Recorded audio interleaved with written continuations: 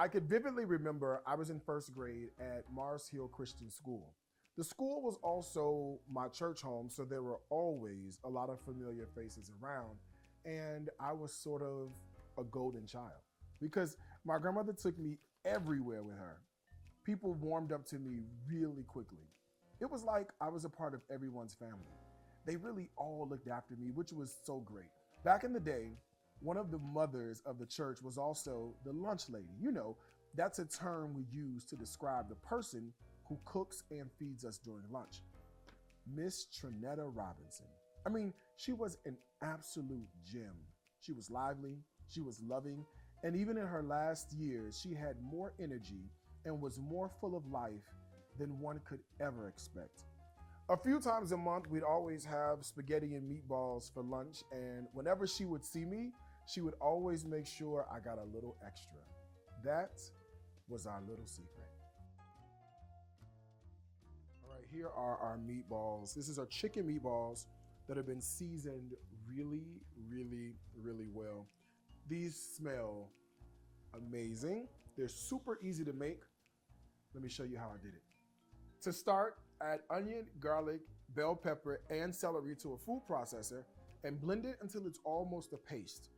Add the vegetable mixture to a bowl with ground chicken and season with salt, pepper, garlic powder, onion powder, herbs de Provence, and dried fennel.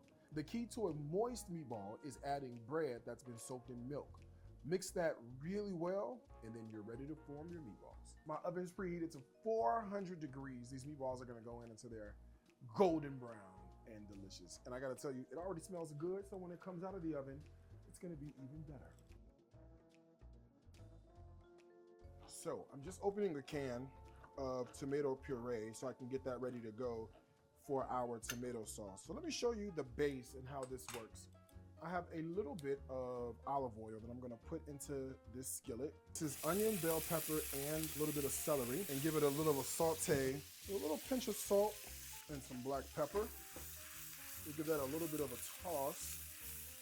Then into the base of the sauce, I'm gonna add some tomato paste, a couple of tablespoons will do you. Now I'll just start to break this up until the tomato paste breaks down and gives us a flavor that we really, really want. And then you can see it's starting to work because the oil is starting to turn a little bit of that amber color. So that's really, really nice. Into that, I'm gonna add some chopped garlic, as much as you like. And then right in here, I'm gonna go ahead and add in that tomato puree. So let's go ahead and season this with all types of really, really good flavors. I have some chicken bouillon. So this is gonna give me salt, acid, a little bit of flavor without adding moisture, which is what we want, right? So the chicken bouillon goes in, and then obviously you need to add in the traditional cast of characters. Some garlic powder, a little bit of onion powder is gonna go in there. I don't know about you, but I love a little bit of spice, a little bit of heat. So I'm gonna put some red pepper flakes, just a little bit of personality to say, hey, how you doing? Okay. I got a little bit of herbs de Provence. And then lastly, I got some dried fennel. I'm gonna give this a bit of a stir.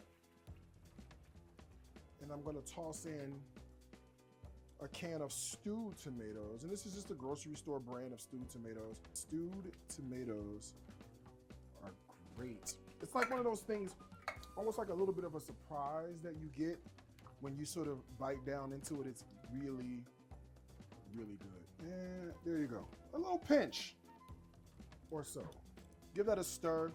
We'll let this simmer and let's work on the pasta. So I'm a huge proponent, you've heard me say this many times, there's only one way to cook really good pasta, and that is to over salt the water and undercook the pasta. So I have some water here that is boiling, and so I'm gonna add in salt to this pot of boiling water, just like that. In goes our angel hair pasta. It's gonna cook relatively quickly, so do not walk away from it, and just sort of work the pasta together just to make sure it doesn't stick and everybody comes out nice and happy. Listen, the tomato essence is in here. It's glorious. The pasta is cooked really nicely. I get a little bit of sweetness. A lot of really good heat, really great savory component. Really good. It's really good.